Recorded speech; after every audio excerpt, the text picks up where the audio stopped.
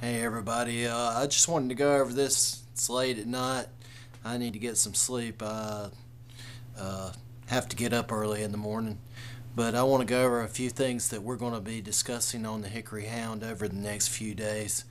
Uh, I've done this series about the intra-city visit of 2 weeks ago, and it was September the 30th, October the 1st, and October the 2nd.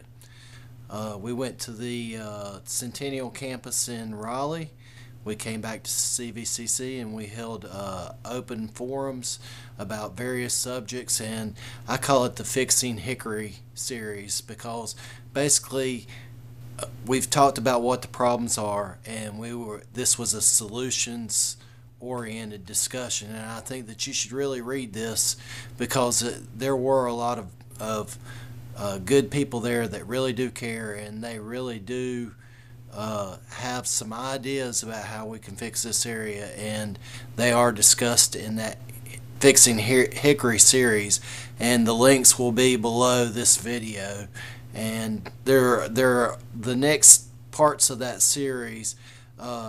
We had a discussion where we went over to the Appalachian State Hickory campus, and Dan St. Louis, who is the head of the CVCC's new Manufacturing Solutions Center,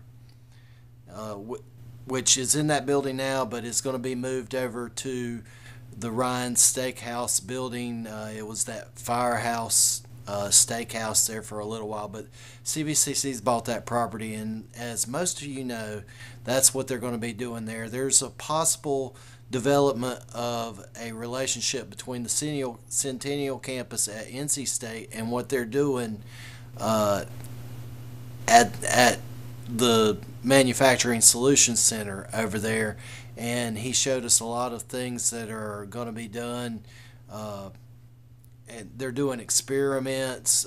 It's about quality control. It's about maybe inventing some things, innovation, and ingenuity, and the creation of new manufacturing objects. And I mean, they're involved in from the ground up, and they want to do even more things. So it is really interesting, and y'all should talk to Dan St. Louis about this because the man really does care about what he's doing. He's passionate about this community. He's passionate about CVCC.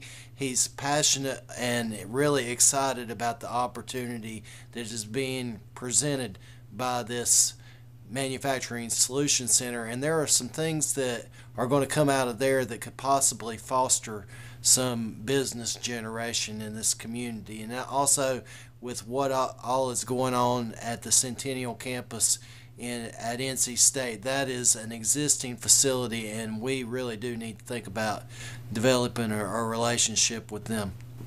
The next thing, it was on Friday morning, Scott Millar went over the basically what many people are calling the Apple Google high-tech corridor that basically has to do with the data centers and the possible opportunities that will present themselves because of our relationship in this area with being in the heart of the development of those data centers and the possible IT aspects that could come to fruition as a result. It was an interesting discussion, and I'm going to do that. That'll be a separate, because I think each one of these, there was so much information that was provided to each one presents a subject unto itself.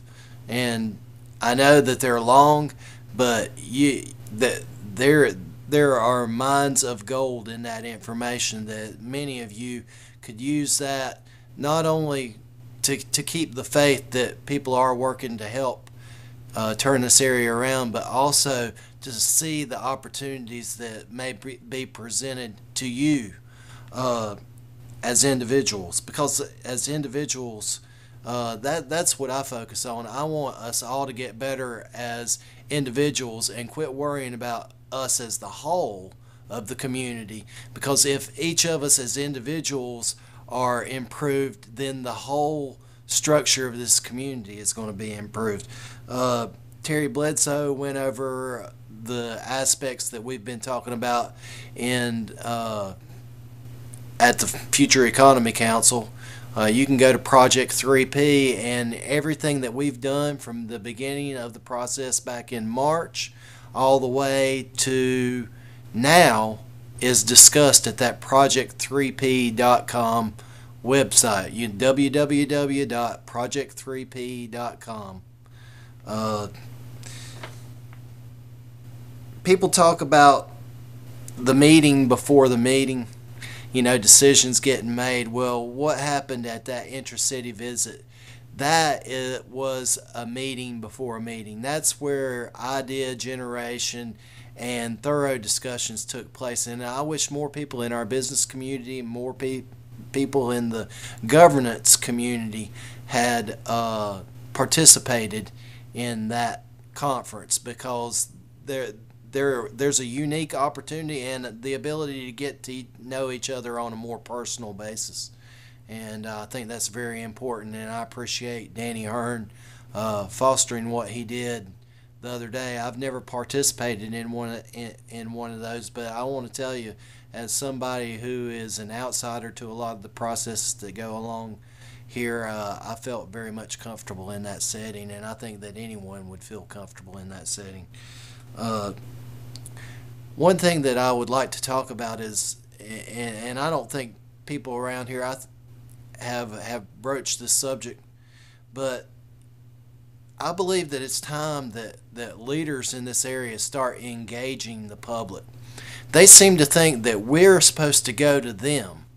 Okay, they're getting paid to govern this area, and they're getting paid. They ran for office, or they, as far as the bureaucracy, they chose the profession that they took.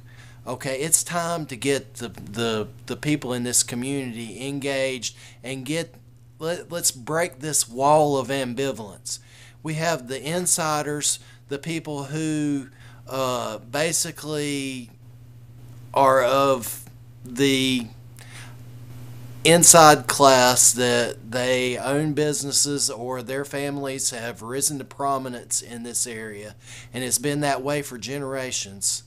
Okay, they go and do their own thing, and then you have the people that are the workers and the new people that have come to town who are engaged and aren't the chosen people of this area, and they want to feel like their input is warranted, that their input is important.